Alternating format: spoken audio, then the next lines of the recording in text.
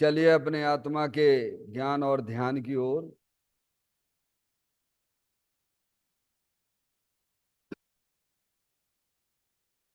अपने चंचल मन को एवं चंचल उपयोग को स्थिर करने के लिए जिनवाणी माता के माध्यम से अपनी वर्तमान ज्ञान की पर्याय में सम्यक भेद ज्ञान उत्पन्न करते हुए शरीर शरीर से संबंधित जितने भी चेतन अचेतन पदार्थ हैं उनका मुझ भगवान आत्मा के साथ में किसी भी प्रकार का कोई संबंध नहीं है। इस प्रकार समस्त पर पदार्थों में अपने संबंध की वृत्ति को छोड़ते हुए अंदर में जो अखंड ज्ञान ज्योति स्वरूप भगवान आत्मा है उसमें ही वर्तमान पर्याय का संबंध जोड़ते हुए कि मेरा यह भगवान आत्मा सदा काल शरीर आदि पर पदार्थों से भिन्न प्रकट अखंड ज्ञान ज्योति स्वरूप है। ऐसा अपने आप को जानो और ऐसा ही अनुभव करो कि वर्तमान में ही मेरा यह भगवान आत्मा शरीर आदि पर पदार्थों से भिन्न एकमात्र अखंड ज्ञान ज्योति स्वरूप ही है।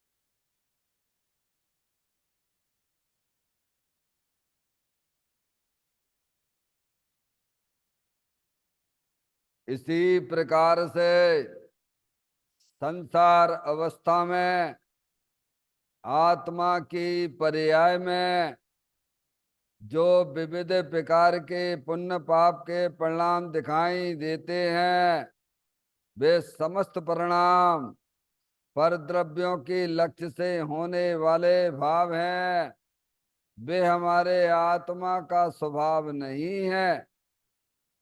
ऐसे समस्त रागादिक परिणामों में एकत्व बुद्धि, ममत्व बुद्धि, कर्तृत्व बुद्धि, भोक्तत्व बुद्धि और उन रागादिक परिणामों की ज्ञाता बुद्धि को भी छोड़ते हुए अंदर में जो अखंड ज्ञान ज्योति स्वरूप भगवान आत्मा है जो कि पूर्ण निराकुलता वाला है, सुख शांति के भंडार स्वरूप है, ऐसे गायक प्रभु परमात्मा में शरीर रागादिक का भी लक्ष्य छोड़ के मैं तो तीनों काल शरीर रागादिक से भिन्न पूर्ण एकमात्र अखंड ज्ञान ज्योति स्वरूप हूँ।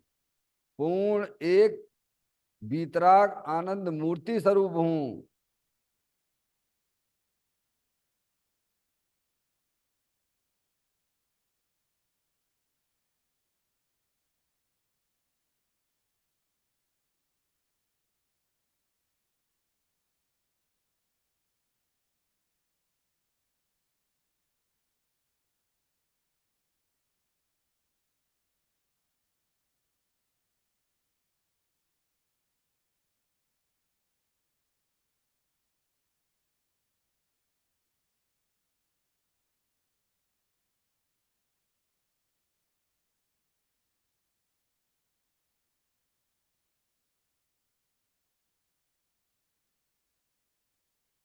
इसी प्रकार से संसार अवस्था में आत्मा की पर्याय में जो पर के लक्ष्य से होने वाला ज्ञान है वह परलक्षी ज्ञान भी हमारे आत्मा का स्वभाव नहीं है। वह तो इंद्रिय जनित ज्ञान है। इस प्रकार शरीर रागादिक और परलक्षी ज्ञान की पर्यायों से भी भिन्न मैं तो एकमात्र अखंड ज्ञान ज्योति स्वरूप भगवान आत्मा हूँ, ऐसा अपने आप को जानो। और ऐसा ही अनुभव करो कि वर्तमान में ही मेरा यह भगवान आत्मा शरीर रागादिक और खंड खंड ज्ञान की पर्यायों से भी भिन्न एकमात्र खंड ज्ञान ज्योति स्वरूप है।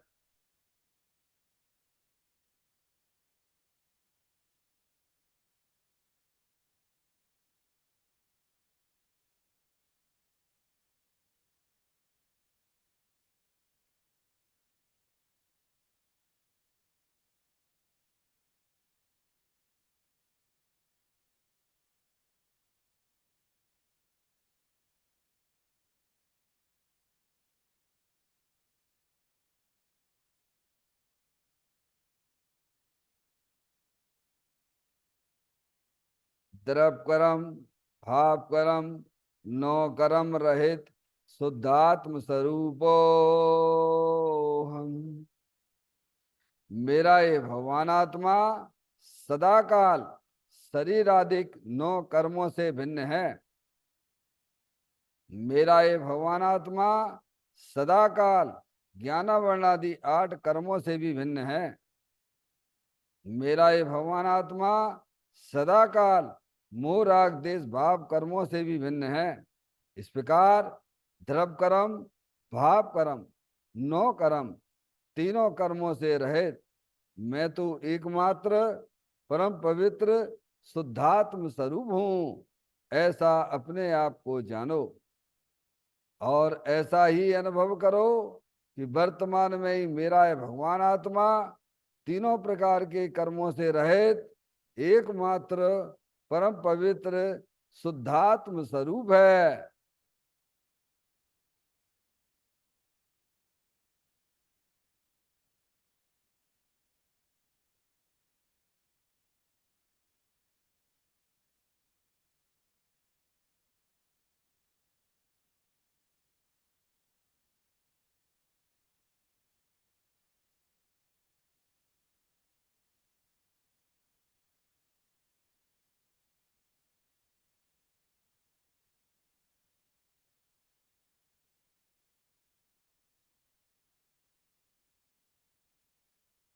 ओम नमः सिद्धेभ्या।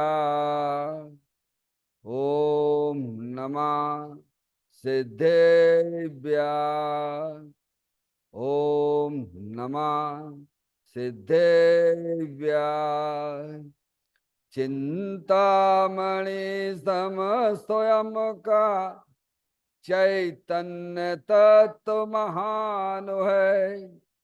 निज का करूं मैं चिंतवन निज का करूं श्रद्धालु में। शोधा तुम्हारी देव है जो गुण अनंत निधान है। मैं स्वानुभव में देख लूं आत्मा स्वयं भगवान है। मैं स्वानुभव में देख लूं आत्मा स्वयं भगवान है। लिम्मन जान परिठिया कम कलंक डेवी अपाल दऊ जैन परू ते पर मपड़बे भी। सब कर्म मल्लिका नाश करवरु प्राप्त कर निज आत्मा। जो लीन निर्मल ध्यान में नम कर निकल परमात्मा। सब नाश कर घन गाति हरे अंत पद को पालिया। कर नमन उन जिन देव को यह काव्य पथ अपना लिया।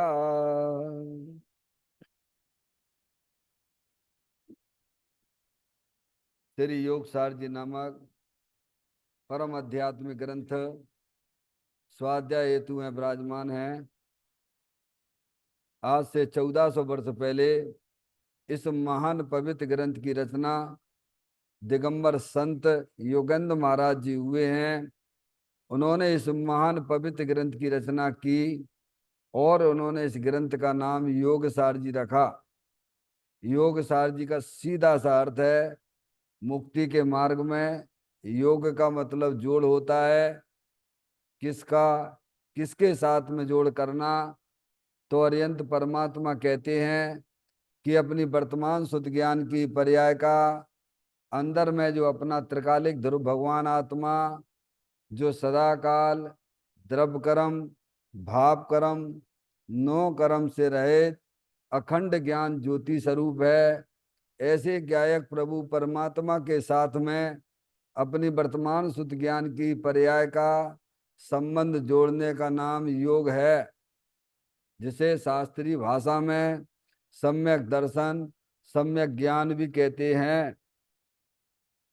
और चेतन भगवान आत्मा में ही अपनी वर्तमान पर्याय को मग्न कराना, लीन करना, स्थिर करना, उसे सार कहते हैं, यानी सम्यक चारित्र कहते हैं। तो योग सार क्या हो गया? सम्यक दर्शन, सम्यक ज्ञान, सम्यक चारित्र वाली निर्मल पर्याय, पवित्र पर्याय जो अपने आत्मा के आश्रय से प्रकट होती है, इसे यहाँ योग सार कहते हैं। देखिएगा, योग सार ग्रंथ के माध्यम से हम और आप यहाँ पर 51 नंबर की गाथा का स्वाध्याय चल रहा है, जिसमें दिगंबर संत हमें यही समझाना चाहते हैं कि शरीर को नरक घर जानो, क्योंकि शरीर के कारण से ही, शरीर में एकत्व बुद्धि के कारण से ही यह जीव 4 गति 84 लाख योनियों में परिभ्रमण कर रहा है। सारे दुखों का कारण क्या है? शरीर में एकत्व बुद्धि। डॉक्टर साहब, शरीर दुख का कारण नहीं है, ध्यान रखिएगा। परद्रव ना तो सुख का कारण है ना दुख का कारण है। परद्रव तो परद्रव है। अब शरीर को हम जो अपना मान रहे हैं, जान रहे हैं, तो यहां से सारे पर्याय में संकट चालू हो जाते हैं। कहां से? अरे भाई, आप अपने आप को आत्मा जानोगे, मानोगे, तो फिर काय से क्या संबंध है भैया? डॉक्टर साहब, हमारा आपका क्या संबंध है? बोलो। अरे क्या संबंध है, बोलो। हम दिगंबर हैं, आप श्वेतांबर हो, स्थानक वासी हैं, ये ब्राह्मण है, ये ठाकुर हैं, क्या ये मुसलमान है, ये सब काय के भेद हैं भैया? अरे काय के हैं ये सब जे भेद? हमें काय काय का पक्ष चलता रहता है कि साहब हम दिगंबर हैं, हम श्वेतांबर हैं। तो ये तुम्हारे पारा चढ़ रहा हो ना, ये शरीर का लक्ष्य करके हो रहा है। कैसे हो रहा है? आत्मा का दिगंबर होता है कि श्वेतांबर होता है? बोलो। कि ब्राह्मण होता है कि क्षत्रिय होता है? हैं? ये अंदर जो हमारे परिणामों में जो कसाय के परिणामों की उत्पत्ति हो रही है, समझ में आया? वो शरीर में अपनापन देने से ही होती है। और जहाँ शरीर में से अपनापन निकल गया, अपने चेतन भगवान आत्मा में अपनापन आ गया, तो बोलो सब कसाएं क्या हो जाएंगी? फिर काहे के कौन हिंदू है कौन मुसलमान है? तुम हिंदुस्तानी हो तुम पाकिस्तानी हो, ये काहे के झगड़े हैं जो बोलो भगवान? हैं? अरे आज आप यहाँ हिंदुस्तान में आ गए, पैदा हो गए हो, कल पाकिस्तान में पैदा हो जाओगे डॉक्टर साहब। और हुए अनंत बार हुए हैं। जितनी कसायों का कारण अगर कुछ है, तो शरीर में एकत्व बुद्धि है। क्या है? और शरीर में एकत्व बुद्धि छोड़ दीजिए भेद ज्ञान के द्वारा, अपने चेतन भगवान आत्मा में अपनापन कर लीजिए। देखिए आपकी कैसी समीचीन दृष्टि हो जाएगी। सब जीवों के प्रति तुम्हारा व्यवहार भी अच्छा हो जाएगा। समझ में आया भैया? अपना तो आत्म कल्याण होगा ही होगा। जो शरीर को अपना नहीं जानेगा, शरीर को अपना नहीं मानेगा, तो बहुत सारे संकटों से निकल गया, वो भार हो गया। क्या हो गया? अरे ज्ञान सुधार लिया, श्रद्धान सुधार लिया आपने, और चारित्र भी धीरे धीरे आ जाएगा, घबराते क्यों हो? अरे कोई बीज होता है तो सबसे पहले तो अंकुर ही फूटता है ना भगवान, है? बोलो फूटता है कि नहीं फूटता है? वृक्ष तो बाद में ही होगा ना। अरे चारित्र का वृक्ष तो बाद में ही बनेगा भगवान, चारित्र के पीछे क्यों पड़ते हो? पहले ज्ञान श्रद्धान को तो सुधार लो। क्या? अभी तो शरीर है सो मैं हूं, शरीर है सो मैं हूं। इसीलिए आचार्य भगवान कहते हैं, शरीर को नरक घर जानो। क्या समझ में आ गई भाई? शरीर को नरक घर जानो, यानी शरीर में एकत्व बुद्धि, ममत बुद्धि, देखो सारी कर्तत्व बुद्धि, भोक्तत्व बुद्धि सब कैसे हो रही है? और शरीर में अपनापन खत्म कर दीजिए वेद ज्ञान के द्वारा, वस्तु स्वरूप का सच्चा ज्ञान कर लीजिए। देखो आप अनंतानबंदी कसाय तो आपकी तुरंत ही निकल जाएगी। मिथ्यात चला गया, विपरीत मानता चली गई, मिथ्य है अनंतानबंदी कसाय चली गई। अभी थोड़ी कसाय रह गई, समय दृष्टि जीवों को भी रहती हैं। अब प्रत्याख्यान संबंधी आदि कसाएं तो समय दृष्टि जीवों को भी होती हैं। हम्म, समझ में आए? आदिनाथ भगवान थे, ग्रस्त अवस्था में थे, 84 लाख पूर्व की आयु थी उनकी, समय दृष्टि थे, छाया समय दृष्टि थे। बोलो थे कि नहीं थे? जितने भी तीर्थंकर होते सब छाया समय दृष्टि होते हैं, ग्रस्त अवस्था ही होती है। ये तो हुंडा उपसर्पणी काल है कि 5 बाल होती है। क्या कह रहे हैं डॉक्टर साहब? ये तो हुंडा अपसर्पणी काल है कि 5 तीर्थंकरों ने शादी नहीं की है। बाकी जितने भी तीर्थंकर होते हैं सब गृहस्थ ही होते हैं। हमें मैं भैया, तो गृहस्थ रहते हैं तो बोलो उनको कौन सा परिणाम नहीं होता होगा? समय दृष्टि को कौन सा परिणाम नहीं होता होगा? कि पाप का परिणाम नहीं होता होगा, कि पुण्य का परिणाम नहीं होता होगा? हैं? हम्म, बोलो भैया कौन सा परिणाम नहीं होता होगा? हैं डॉक्टर साहब? अरे समय दृष्टि जीव है, अभी उसको पुण्य के परिणाम भी होंगे, भगवान की पूजा भक्ति आदि के परिणाम भी होंगे, हैं? और कमाने का परिणाम भी होगा, कमाने का परिणाम भी होगा, होगा कि नहीं होगा? और लड़ाई झगड़ा करने का भी परिणाम होगा डॉक्टर साहब। अरे सम्यक दृष्टि हो गया तो ये नहीं कि अरिहंत परमात्मा हो गया पर्याय में, है? क्या? अरे मुनराजों को भी होते हैं, अशुभ परिणाम नहीं होते हैं, शुभ परिणाम तो होते ही होते हैं। शास्त्र पढ़ने का परिणाम होता है, जो शास्त्र समझना चाहते, धर्म समझना चाहते, उनको समझाने का भी परिणाम आता है, शास्त्र लिखने का भी परिणाम आता है। देव शास्त्र गुरु की स्तुति करने का परिणाम भी आता है, भावलिंगी संतों को आता है। समझ में आ गई भैया? हम्म? सबसे पहले शरीर में एकत्व बुद्धि छुड़ाई गई है, शरीर को अपना मत जानो। शरीर तुम्हारे आत्मा से अत्यंत भिन्न है। तुम अरूपी चैतन्य भगवान आत्मा हो, अनंत शक्तियों के भरेले भगवान आत्मा हो। इसमें जहां अपनापन आ गया डॉक्टर साहब, फिर थोड़ी कसाय रह जाती हैं, उनकी चिंता ना करना, उनकी चिंता ना करना। वो तो ज्ञानी जीवों को भी रहती हैं। समय दृष्टि है तो अप्रत्याख्यान संबंधी कसाय रहती हैं, देश वृत्ति है तो प्रत्याख्यान संबंधी कसाय रहती हैं, मुंडराज है तो संजुलन संबंधी कसाय रहती हैं। पर उनकी चिंता करती हैं वे क्या?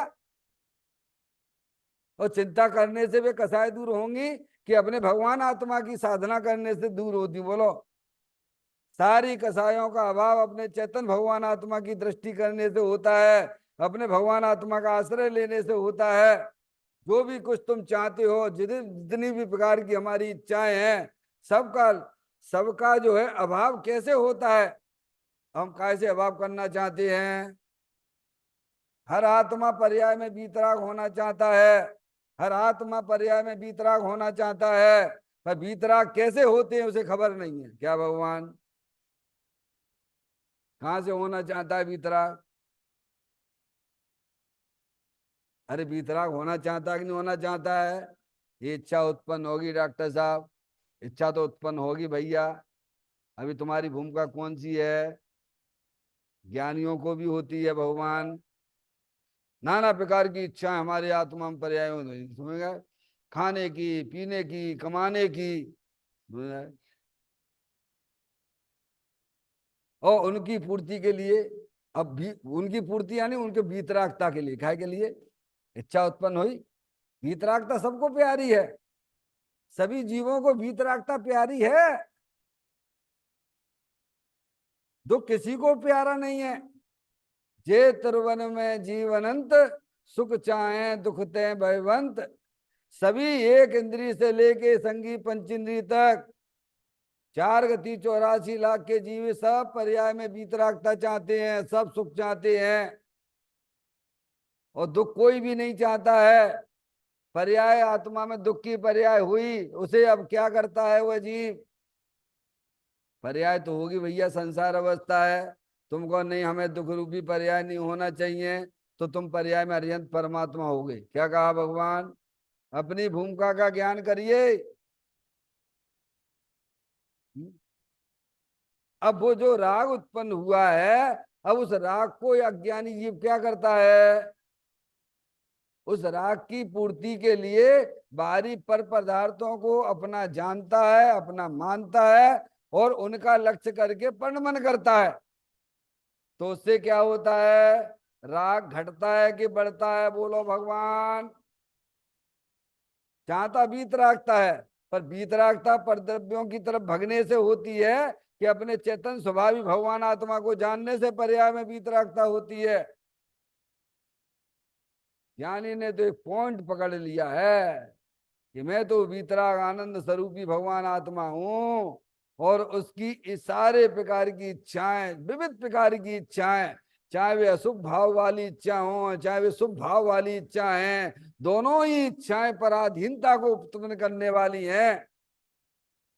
स्वाधीनता का जमन तो अपने चैतन्य भगवान आत्मा जो देह देवल में विराजमान है, उसकी तरफ बढ़ने से पर्याय में वीतरागता आती है। सच्ची वीतरागता वो है, क्या है भगवान? डॉक्टर साहब, कैसा धर्म है ये भैया? अरे भैया, बीतरागी संतों की बातें सुनने को मिल रही हैं, ये कानों ना पड़ती लोगों के। महान पुण्य का उदय समझना चाहिए हमें। आपको निधि भी बता दी और विधि भी बता दी। डॉक्टर साहब, ज्ञानियों ने क्या किया है? हमें निधि भी बता दी। अरे तुम तो चेतनेश्वर भगवान आत्मा हो, अनंत शक्तियों से भरेले भगवान आत्मा हो, तुम अनादिकाल से शरीर को अपना जान रहे हो, मान रहे हो। ये शरीर तुम्हारी चीज है ही नहीं, तुम तो चेतनेश्वर हो, ये शरीर जड़ है। में आया भैया। हम्म? और जो दुख रूपी पर्याय, घबराने की जरूरत नहीं है। ये दुख रूपी पर्याय तुम्हारी अज्ञानता की निशानी है। क्या है अज्ञानता? क्या है? जे स्वरूप समझे बिना पामे दुख अनंत, समझाऊं ते पद नमो श्री सदगुरु भगवंत। क्या भगवान? अज्ञानता क्या है? अपने आत्मा को नहीं जानता है, अपने आत्मा को नहीं पहचानता है, अपने आत्मा में अपनापन नहीं लाता है। जैसी अहम बुद्धि शरीर में है, वैसी अहम बुद्धि अपने द्रव स्वभाव में हो जाए, फिर देखो पर्याय में वीतरागता ना है। ज्ञानी कहते हमारे पास आ जाना। श्रीमद राजचंद जी ने कहा है, श्रीमद राजचंद जी कहते हैं, अगर तेरी पर्याय में अतीन्द्रिय आनंद की प्राप्ति ना हो, वीतरागता की प्राप्ति नहीं हो, तो तुम मेरे पास चले आना। पर ये तो करना तो हमारे को ही पड़ेगा ना भगवान। गलती कौन ने करी है? अरे शरीर में जो अपनापन किया है, तो ये कौन ने करवाया शरीर में अपनापन? अरविंद भैया, नहीं कौन ने करवाओ? अनादि से तो है। कर्म के कारण से है क्या? परद्रव के कारण से है क्या? स्वयं की गलती है। अरे भाई, तो स्वयं की गलती है तो स्वयं सुधार भी कर ले माँ जनवाणी माता के अनुसार। हो गया, बल्ले बल्ले हो गया, और क्या है? ये तो अच्छी बात है, स्वयं की गलती है, ये अच्छी बात है। अगर ये गलती कर्मों के द्वारा होती तो कर्मों की पूजा करना पड़ती तुम्हें, और कर्म जब राजी होते तो जो का समय तो जाती।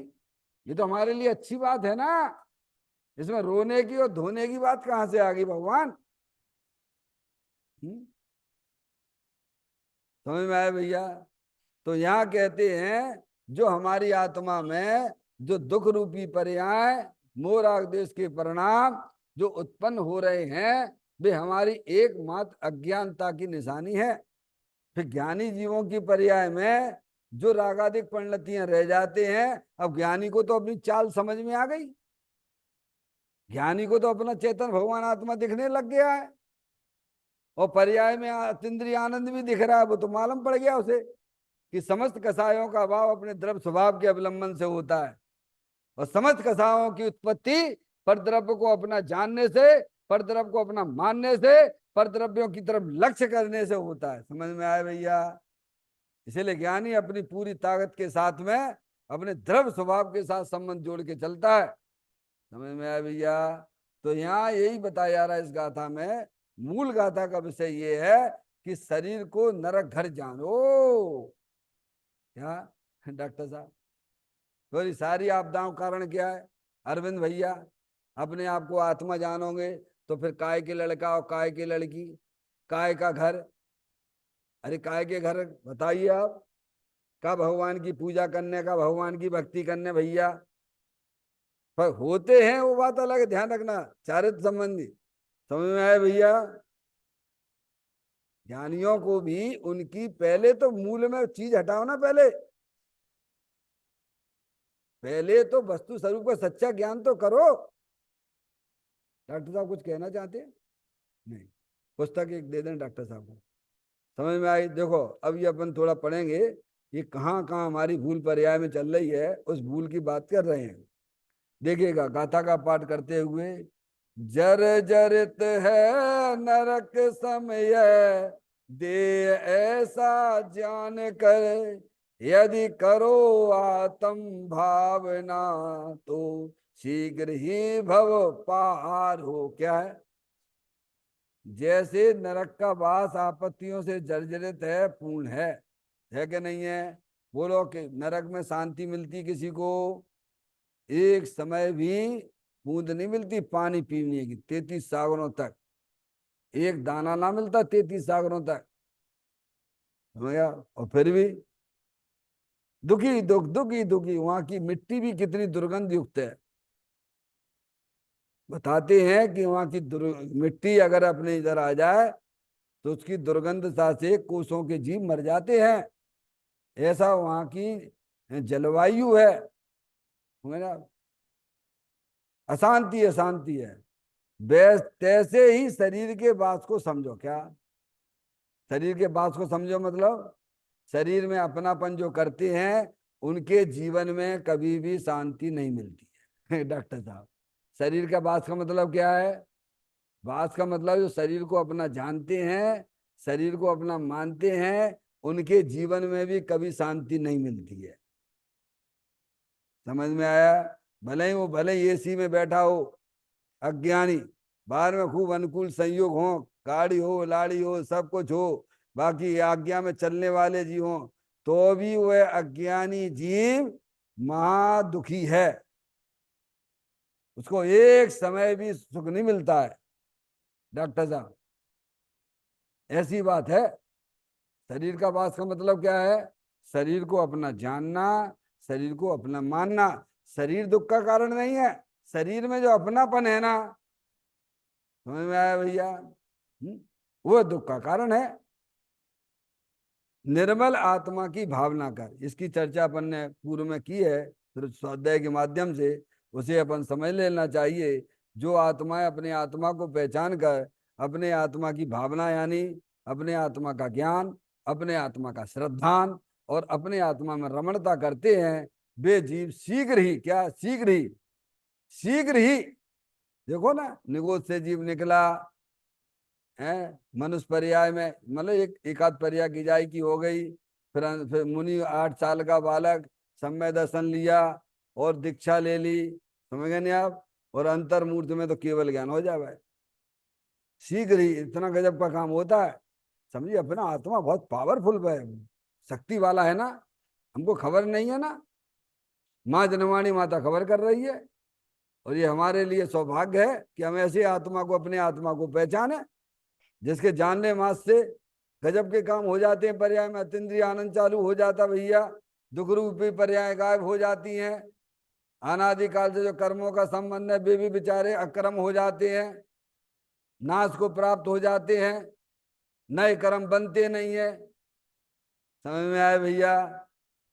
कितना गजब का काम हो गया, बोलो अब कितना बढ़िया आत्मा है?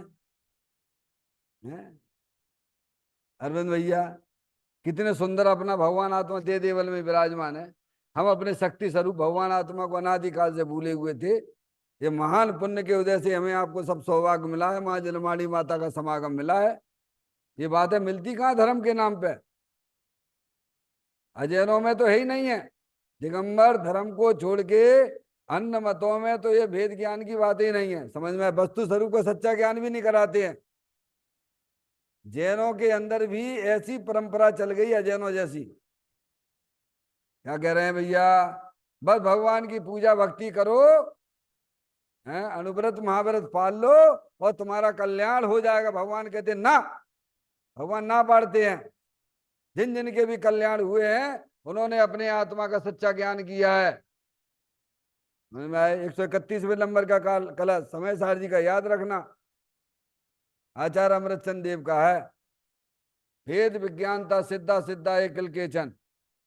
जितने भी जीव सिद्धालय को प्राप्त हुए हैं, अनंत दर्शन, अनंत ज्ञान, अनंत सुख, वीर जैसी परिपूर्ण निर्मल पर्याय का प्राप्त की है, वे सब भेद विज्ञान का प्रभाव ही समझना। और जितने भी जीव इस संसार में दुखी हो रहे हैं, रखड़ पट्टी कर रहे हैं, सब वेद विज्ञान के अभाव में हो रहे हैं। इन वस्तु स्वरूप के सच्चा ज्ञान नहीं है उन्हें। समझ में आया भैया? तो ये अपने लिए सौभाग्य की बात नहीं है। कौन बताएगा ये? अरे जिन्होंने देखा होगा, जो आनंद ले रहे होंगे, वे बताएंगे। दिगंबर संत कहते हैं, अरियन परमात्मा कहते हैं, अंदर में चेतन भगवान आत्मा अतीन्द्रिय आनंद स्वरूप है, सुख शांति के भंडार स्वरूप है। तुम मनुष्य नहीं, लड़का नहीं हो, लड़की नहीं हो, तुम तो चेतनेश्वर भगवान आत्मा हो। ये रागादिक परिणतियां तो क्षण मात्र की हैं, हर समय नई नई उत्पन्न होती चली जाती हैं। उनसे तुम्हारा क्या लेना देना है? जैसे शरीर से आत्मा का कोई लेना देना नहीं है, जैसे कर्मों से आत्मा का लेना देना नहीं है, ऐसे रागादिक परिणतियों से भी तेरा कोई नाता नहीं है। सबसे नाता तोड़ दीजिए। संबंध रखने लायक अगर जगत में कोई वस्तु है तो अपना द्रव्य स्वभाव जो अनंत शक्तियों से भरेलो भगवान आत्मा है, बस वो ही मैं हूं। समझ में आ गई भैया? कहां तक जाने हैं डॉक्टर साहब अपन को? द्रव स्वभाव अनंत शक्तियों से भरेलो भगवान आत्मा, जलल ज्ञान ज्योति स्वरूप, बस वो ही मैं हूं। उस पे अपनी दृष्टि लगाना।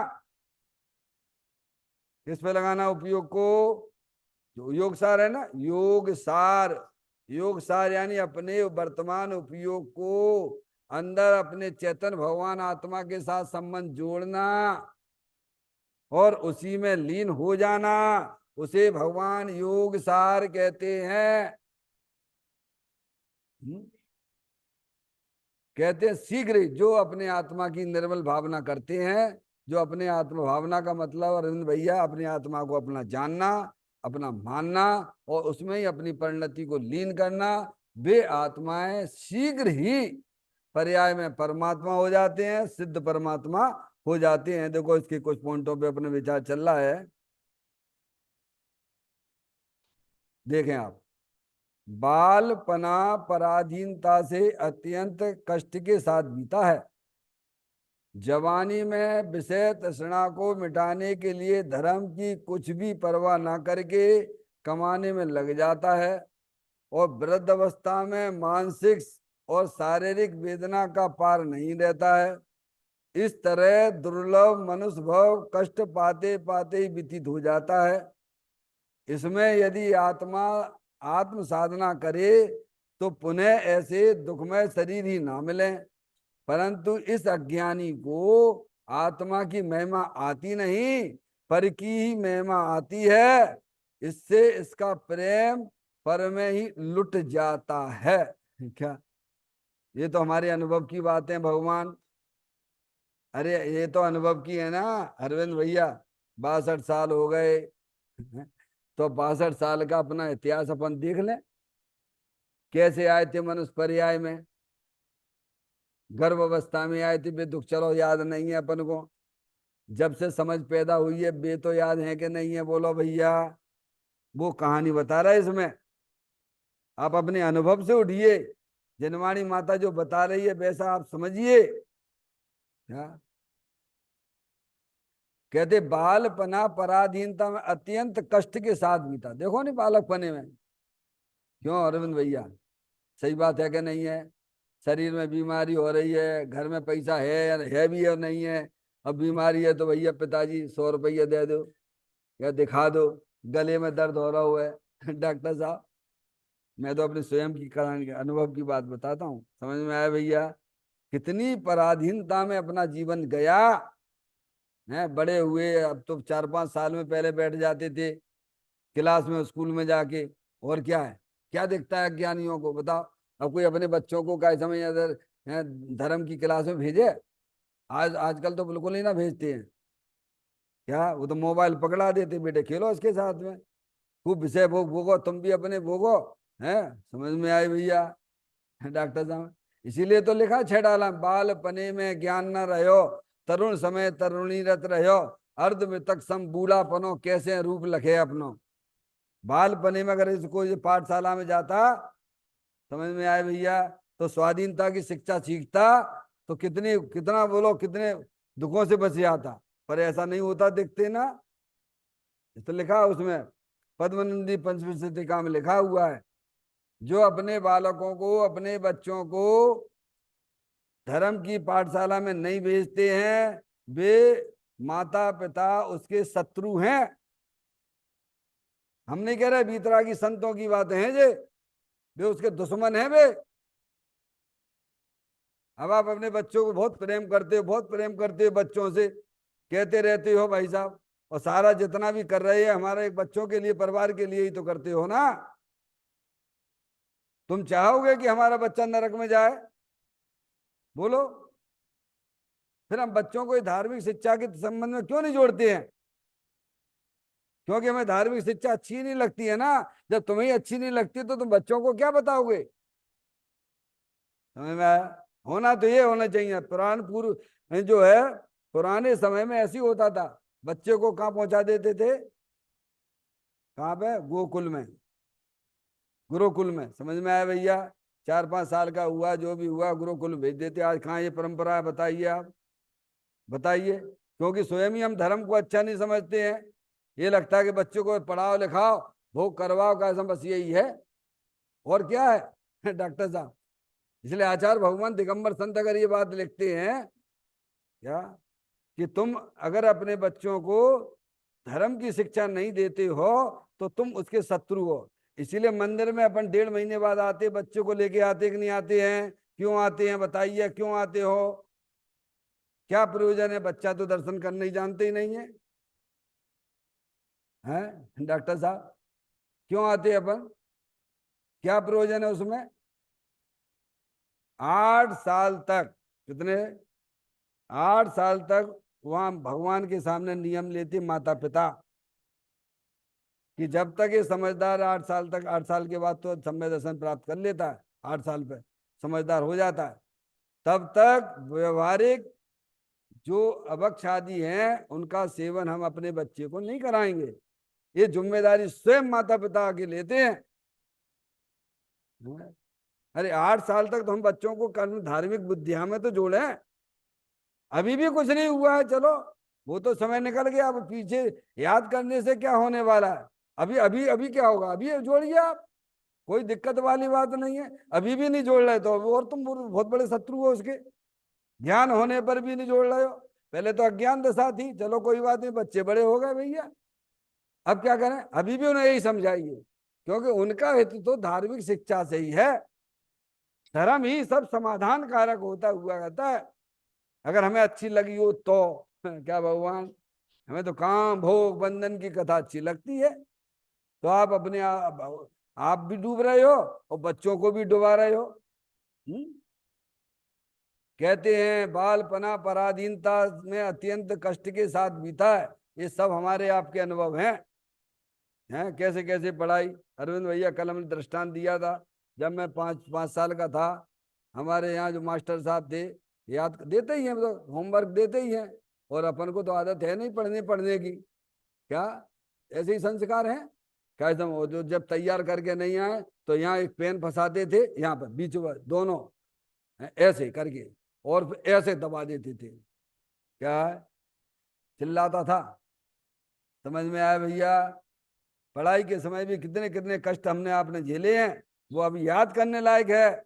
अब दोबारा ये मनुष्य पर्याय ना मिले तो अपने आत्मा के ऊपर करुणा करो।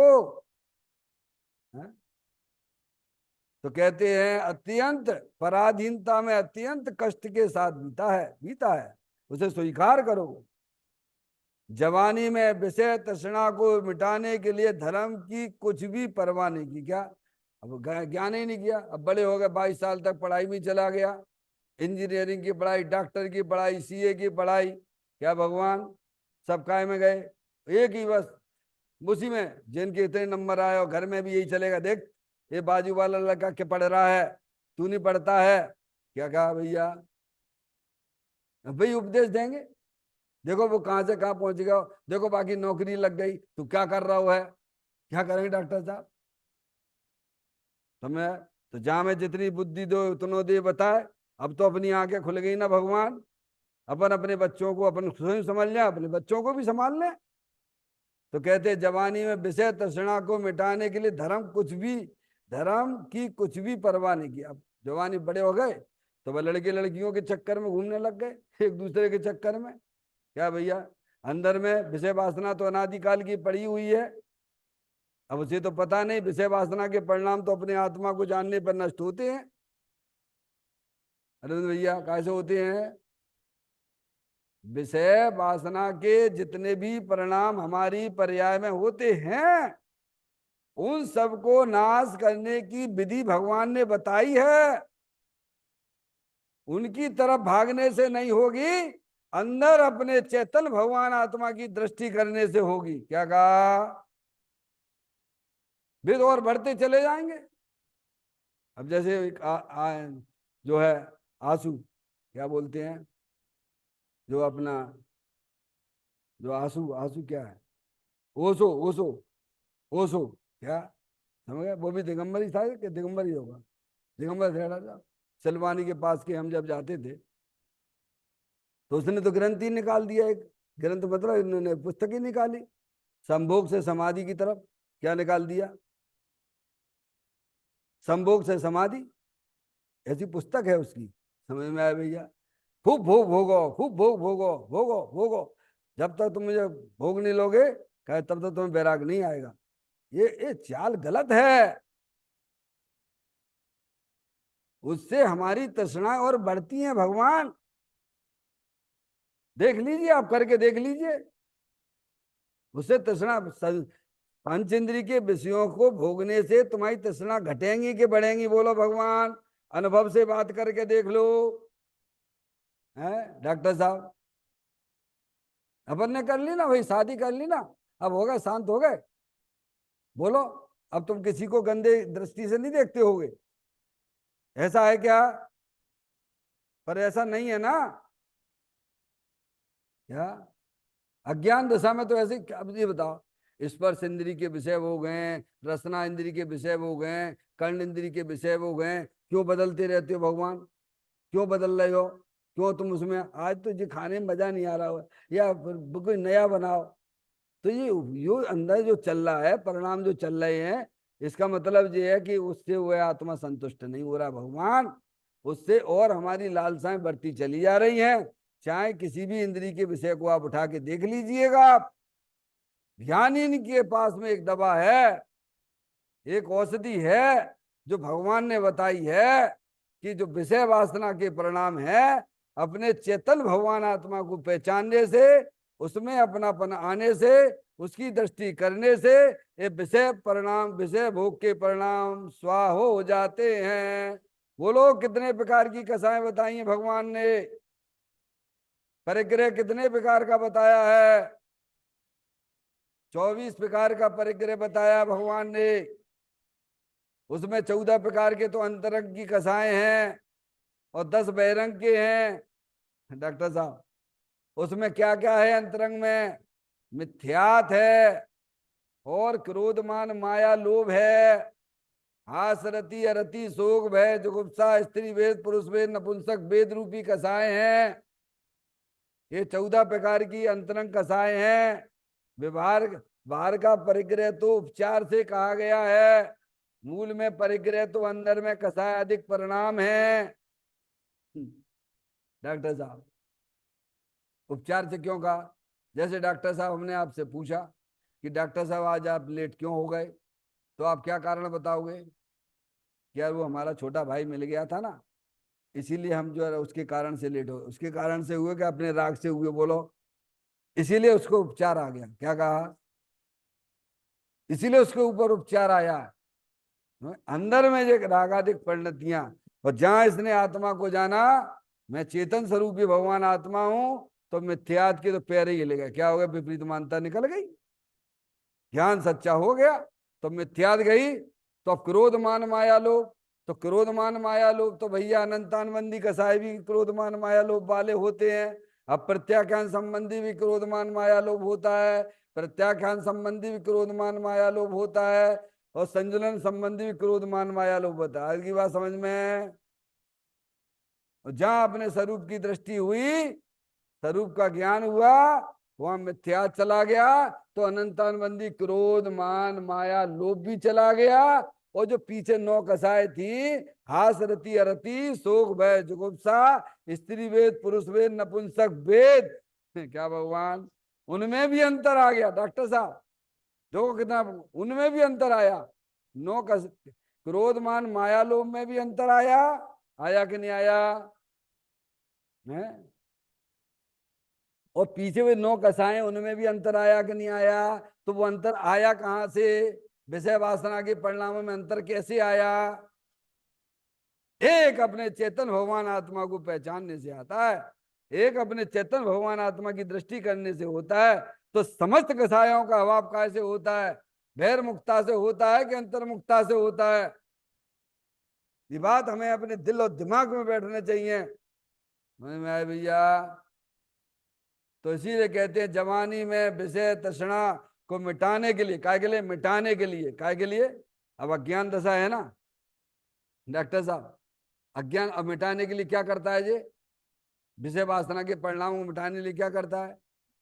शादी कर लो, लड़की से संबंध बना लो, लड़कों से संबंध बना लो, खा लो पी लो कैसा में। अब ये क्या कर, वो मिटाना चाहता है। ये ध्यान रखना, वो मिटाना नहीं चाहता, ये बात नहीं है।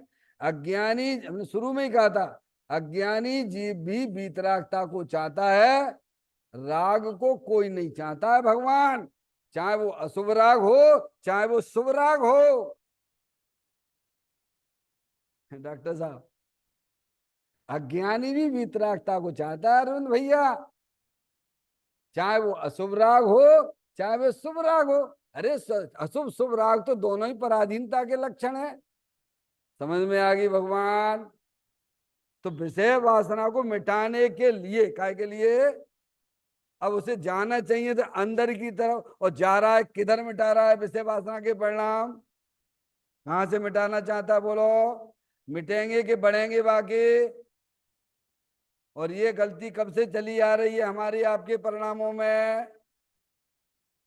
तो यहां सुधार करना कि नहीं करना, कि इसको बना के ही रखना है? बना के रखना तो यहाँ मंदिर में आने की जरूरत नहीं है। तुम्हारा आत्मा वैसे ही जन्म मरण के फंदे में पड़ा हुआ है। समझ में आ गया भगवान?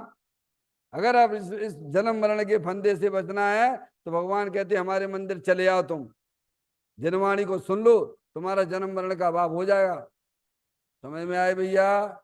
और इसको मिटाने के लिए लिखा, मिटाने के लिए धर्म की, अब धर्म तो जानता ही नहीं है क्या कहा? धर्म किसे कहते वो जानता ही नहीं है, क्योंकि बालपने में ज्ञान न रहो, तरुण समय तरुणीरत रहो, अर्ध मृतक सम बूढ़ापनो, कैसे रूप लखे अपनो। तो धर्म की कुछ भी परवाह नहीं की। वैसे कायदे से ये होना चाहिए था, हमारे साथ हुआ या नहीं हुआ है वो बात अलग है। हमारे माता पिता धार्मिक थे या नहीं थे, क्या समझ में आया भैया? होना ये चाहिए था कि बच्चे को सबसे पहले वस्तु स्वरूप का ज्ञान, ये जो अपनी गुरुकुल वगैरह है उनमें जाके उनको दाखिल करो, चिंता मत करो। उसका जीवन भी बढ़िया बनेगा और लौकिक विद्या भी करेगा। ऐसा नहीं कि धर्म ही धर्म की धर्म का खवा देगा क्या। हमारी बच्ची है, 4 साल तक हमने उसको वहां पर आत्मार्थी ट्रस्ट में पढ़ाया, 45 ग्रंथों की वहां स्वाध्याय कराया हमने उसको, समझ में आ गई भैया, और लौकिक विद्या भी की है, और दोनों में भी अच्छे नंबर आए, ऐसा कुछ भी वो नहीं है। ऐसा ना सोचिए आप, हमारा कर्तव्य जितना है उतना तो करो व्यवहारिक दृष्टि से, समझ गए आप। तो धर्म की कुछ भी परवाह ना करके कमाने में लग जाता है। ये तो हमारी आंखें खुल गई। क्या पूज्य गुरुदेव श्री का चैतन्य चमत्कार नाम की पुस्तक पढ़ ली, हाथ में आ गई तो सब कुछ बदल दिया। हाँ, ऐसा ही है। अब 23 साल हो गए, 24 साल हो गए डॉक्टर साहब, कुछ नहीं जानते थे ABCD। अजैनों के मंदिर में भी जाते थे, वहां भी का समय, उज्जैन में यही तो पढ़ा हूँ पास में ही है, महाकालेश्वर की भी पूजा करने जाते थे और अपने अरिहंत परमात्मा की भी पूजा करते थे समझ में आए भैया। हाँ, उनके मंदिर में जाते थे तो परिणामों में संकलित परिणाम होते थे, अरिहंत परमात्मा के मंदिर में आते थे तो परिणामों में शांति हो जाती थी। पर ऐसा क्यों हो रहा है कुछ समझ ही नहीं पाते थे। यह ज्ञान दिशा की बात कर रहा हूं मैं, समझ में आया भैया। ज्ञान होने पर ये सब समझ में आ गया भैया। यहाँ तो माल ही माल भरा पड़ा हुआ है क्या। हुँ? धर्म की कुछ भी परवाह ना करके कमाने में लग ही जाते हैं ना। आगे हमने पढ़ना बंद कर दिया अरविंद भैया, डिप्लोमा इंजीनियरिंग किया, फिर बाकी बात तुरंत हमने EMI का भी फार्म भर दिया, कलकत्ता से मेंबरशिप भी आ गई और भोपाल से पुस्तकें भी खरीद ली, और उसकी हमने जो है पढ़ाई भी 2 साल तक चालू कर दी, समझिए आप। और जैसे ही ज्ञान हुआ, अरे मैं तो द्रव कर्म भाव कर्म नौ कर्म से रहित शुद्धात्मा हूं, ये बोरी बिस्तर बांध के रख दिया, गांठ बांध के, फिर दोबारा मुड़ के देखा ही नहीं डॉक्टर साहब, समझ में आए। अरे हो गया ना, क्या करना भैया, इतना ही बहुत कुछ है। यहाँ आंखें खुली, समझे नहीं आप। नहीं तो सब देखो अज्ञानी जी, बस एक ही बात चलती है, काम भोग बंधन की कथा, बस उसी की चर्चा पूरे सब पूरे वर्ल्ड में चल रही है, समझ नहीं आप। आचार्य भगवंतों ने ग्रंथों के अंदर लिखा है। अब इसको अपन थोड़ा पॉइंट है उसको भी कल अपन विचार करेंगे। चैतन्य काय स्मरण प्रति क्षण करो रे, भवि के अनंत दुख को पल में हरो रे, अक्षय अनंत निज सुख निदान पाओ, गाओ अरे नित इसी के गीत गाओ, गाओ अरे नित इसी के गीत गाओ। 9 बार नमोकार मंत्र का स्मरण।